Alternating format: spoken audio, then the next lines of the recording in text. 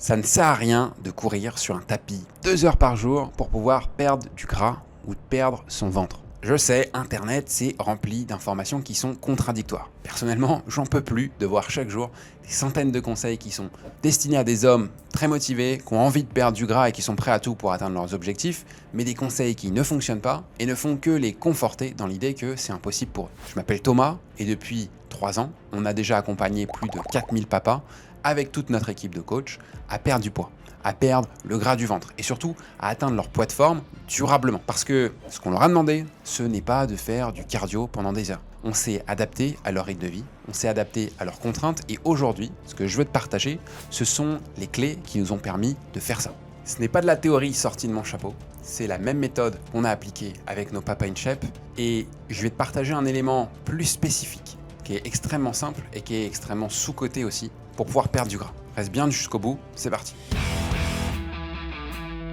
Déjà pour commencer, le cardio, qu'est-ce que c'est? C'est une activité qui va faire monter notre rythme cardiaque, plus connu en salle. Ça va être le tapis de course, ça va être le vélo, ça va être l'elliptique, ça va être le rameur. Et on va mesurer l'intensité de l'effort avec la vitesse de notre rythme cardiaque.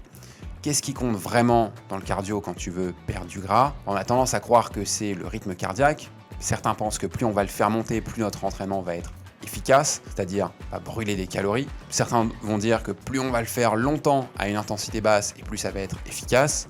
Et encore, si on a déjà un peu de pratique, je sais bien que ce qui compte vraiment au début, pour la plupart des gens, c'est la transpiration. J'ai bien transpiré, je vais perdre du gras. Et je jette aucune pierre ici, hein. Moi aussi j'ai pensé ça quand j'étais plus jeune, mais on va débunker ça tout de suite, comme ça ce sera fait. La transpiration, c'est le moyen qu'a ton corps pour réguler sa température. C'est de l'eau. C'est de l'eau et des électrolytes. C'est pas de la graisse. Et transpirer rapidement et abondamment, c'est le signe d'une habituation de ton corps à réagir à l'effort. Mais c'est pas la rentabilité de l'entraînement et c'est pas le gras qui s'en va. Et c'est pas parce que tu transpires plus que tu brûles plus de calories. Et de la même façon, le rythme cardiaque, c'est un signe de santé cardiaque et d'endurance. Pas non plus de rentabilité de l'exercice. La preuve, c'est qu'un rythme cardiaque qui est élevé au repos, c'est le signe d'une mauvaise santé. Et souvent, c'est associé à du surpoids. Donc là, les éléments à prendre en compte dans ton entraînement cardio pour la perte de gras, ça va être la masse musculaire qui va être sollicitée, ça va être l'intensité de l'effort et ça va être le temps passé à pratiquer.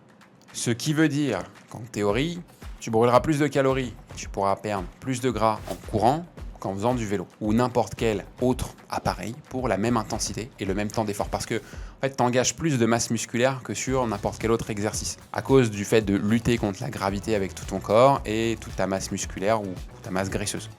Donc, tu me diras, ah ouais, mais Thomas, là, il se contredit avec la première phrase de cette vidéo. Non, c'est juste que la perte de gras, et surtout au niveau du ventre, ça dépend pas vraiment de la dépense calorique. Donc on peut la jouer scientifique en disant que le corps humain obéit à un des premiers principes de la thermodynamique. Tout de suite là je me mets des lunettes, je peux tenter ce coup de bluff, de rendre la perte de gras complexe et inaccessible. C'est pas totalement faux, c'est même vrai, mais c'est un raccourci qui n'est pas complètement exact non plus. Pour faire simple, la perte de gras, ça passe par ce qu'on appelle un déficit calorique. Ça veut dire qu'il faut manger moins de calories que ce que ton corps brûle. Ça permet de se dire que si tu n'arrives pas à perdre du gras, alors que tu dépenses plus de calories, c'est qu'il y a quelque chose à voir dans ton alimentation. La nuance que je veux t'apporter, et qui est très importante, c'est que calories ne signifie pas quantité. Être en déficit calorique, ça ne veut pas dire manger moins et ne pas perdre de gras. Ça veut pas dire manger trop. Quand je te parle de regarder ton alimentation, c'est surtout la qualité. Les aliments et les calories ne se valent pas. Faut pas chercher à manger moins, vraiment chercher à manger mieux. Et manger mieux, ça signifie en accord avec tes besoins. Et quand je dis que les calories ne se valent pas, les aficionados du déficit calorique vont dire « mais de quoi parle-t-il ?»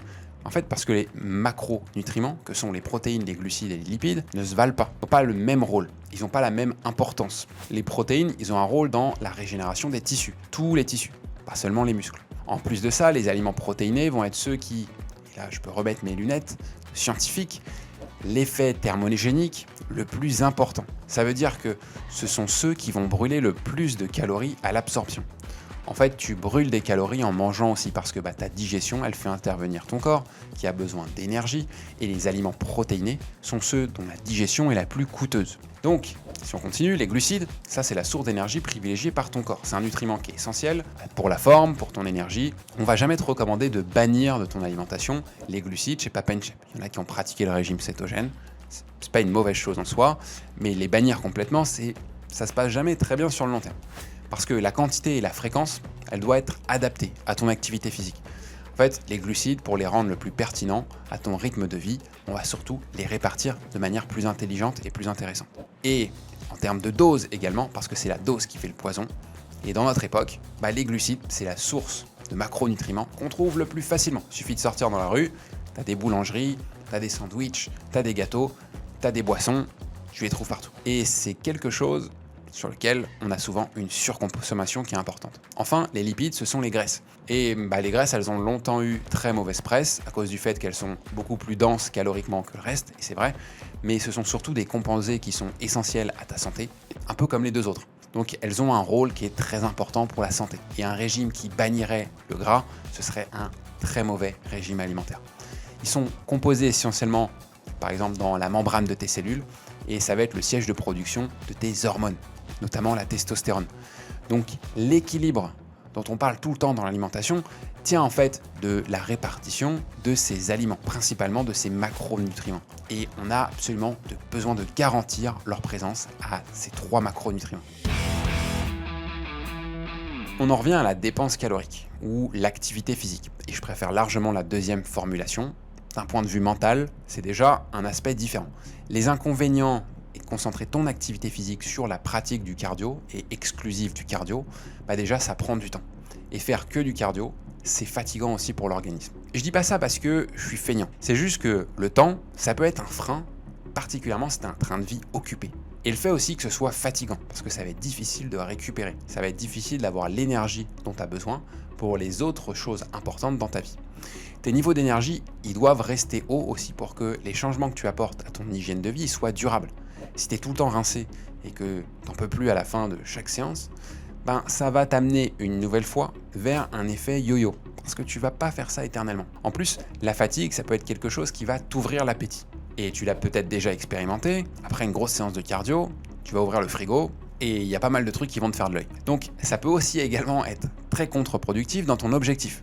Surtout qu'on ne peut pas compenser une mauvaise alimentation par le sport. Le seul cas de figure dans lequel tu pourrais le faire, c'est si par exemple tu nageais à haut niveau, comme le faisait ma femme, ou comme le ferait par exemple Michael Phelps, où tu nages 4 heures par jour, où tu fais une séance d'entraînement et où tu dépenses des milliers et des milliers de calories, où là tu peux à peu près rentrer tout ce que tu veux dans ton alimentation, tu vas pas grossir.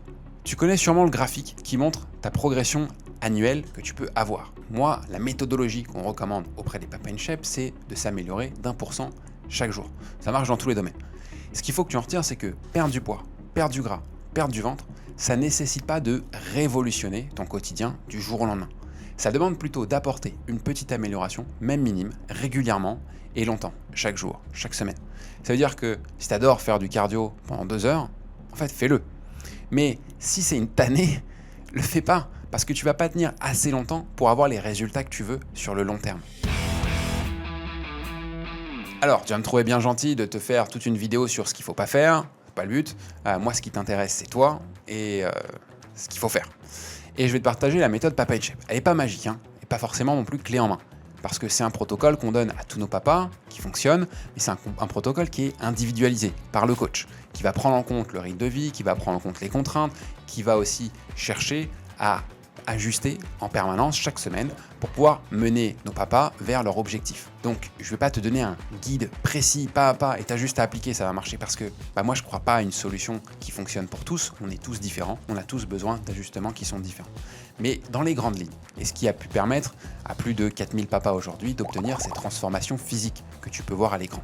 Première chose, c'est le rééquilibrage alimentaire. On peut l'appeler comme ça. C'est surtout de construire des fondations alimentaires qui sont adaptées au train de vie général d'un papa qui a 40, 50, 60 ans, ou même 70 ans. Donc déjà, ce qu'on recommande, un petit déjeuner qui va être avec un minimum de glucides, voire pas de glucides du tout, et avec une source de protéines qui est importante. Pour la simple et bonne raison, comme je te l'ai dit, les glucides, on en trouve partout, toute la journée. On ne sait pas de quoi sera faite la journée, mais on sait que si on a besoin de glucides, on va en trouver facilement.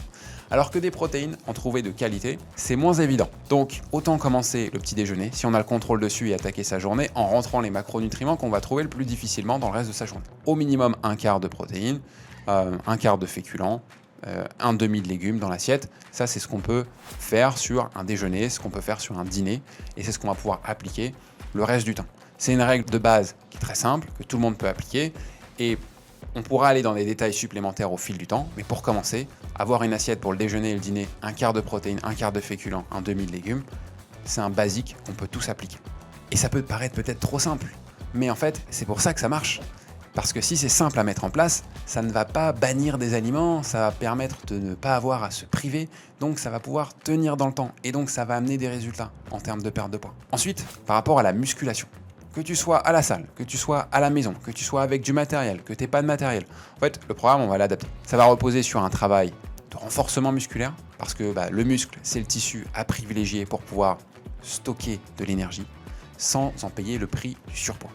Et en bénéficiant évidemment d'un gain de forme, que ce soit sur l'aspect santé, parce que quand on est musclé, on a moins de problèmes articulaires, on a moins de problèmes de dos, mais également sur un aspect esthétique, parce que quand on est musclé, ça donne plutôt bien et c'est plutôt sympa à regarder. Enfin, la marche. Il y a une case nombre de pas dans tous nos tableaux de suivi. Et c'est une variable que nos coachs vont regarder et t'encourager à augmenter en fonction, évidemment, de ce que tu es capable de réaliser dans la journée. J'en ai déjà parlé dans une vidéo qui va s'afficher ici, des bénéfices qui peuvent être surprenants pour la marche et pourquoi tu devrais marcher tous les jours. La marche, c'est le cardio, selon moi, à privilégier parce que ça te donne les bons côtés du mouvement, de la dépense calorique, sans la fatigue, sans la hausse de faim dont je te parlais tout à l'heure. C'est pour moi un cheat code, le fait de marcher plutôt que de faire autre chose. Parce que tu peux marcher à la place de prendre ta voiture, dans certains cas, tu peux marcher à la place de prendre l'ascenseur, tu peux utiliser un tapis roulant en même temps que tu fais ton travail au bureau. Moi, c'est par exemple ce que j'utilise. Tu peux marcher au lieu de prendre les escalators. En fait, tu peux réfléchir à tous les moments que tu choisis dans ton quotidien pour bouger à la place de ce que tu faisais avant. Et imagine que tu te mets en mouvement régulièrement, avec tous ces petits détails qui s'accumulent, tu vas peut-être te rendre compte de la puissance, de l'effet cumulé de la marche et de ces petites activités qu'on peut aller chercher partout. C'est le moment de conclure cette vidéo. J'espère que j'aurai pu te donner quelque chose d'actionnable. Peut-être que tu vas pouvoir piocher parmi toutes ces propositions. L'idée, c'est que tu puisses prendre ta santé en main, tu puisses prendre ton physique en main et que tu puisses commencer à passer à l'action et obtenir des premiers résultats. Si tu te fixes un objectif de perdre du poids le plus vite possible, probablement que c'est un objectif qui est difficile à atteindre. Si tu te fixes un objectif de perdre du poids sur la durée et que peu importe, tu te fixes un objectif d'action et de petites choses que tu vas faire et que les résultats en seront une conséquence mais sur lequel tu mets moins d'importance que sur les actions en elles-mêmes, alors il y a de grandes chances que sur le long terme, tu obtiennes des résultats extraordinaires. En fait, c'est surtout le fait de prendre conscience du pouvoir que tu as sur ça. Ça ne dépend pas des autres, ça ne dépend pas de ta génétique, ça ne dépend pas de ton goût pour le sport. En fait, ça dépend de tes choix. Il faut bien comprendre ça, un physique, ça dépend de deux choses complémentaires. L'apport calorique de l'alimentation et la dépense calorique de l'activité physique. Évidemment, il va y avoir des petites nuances, il va y avoir des détails supplémentaires, ça peut être le système hormonal, ça peut être plein de choses, mais il n'y a pas d'abdos qui sont faits dans la cuisine ou il n'y a pas d'abdos qui sont faits uniquement à la salle de sport. En fait, c'est un équilibre entre les deux, au centre duquel toi, tu vas te retrouver. Et il va y avoir ton rythme de vie et tes choix. Et si cette approche et cette philosophie Papa in Shape te plaît et que tu as envie de le faire avec un de nos coachs, va dans la description, il y a un lien pour pouvoir réserver un appel et échanger de vive voix avec l'un de nos coachs. Tu peux également aller sur le site papainshape.com, tu pourras retrouver une manière de nous contacter et on sera ravis de démarrer avec toi et de t'accompagner personnellement et d'ajuster chaque petit curseur de semaine en semaine pour que dans 6 mois, 1 an, tu sois une nouvelle version de toi-même et tu ne te reconnaisses même pas dans le miroir.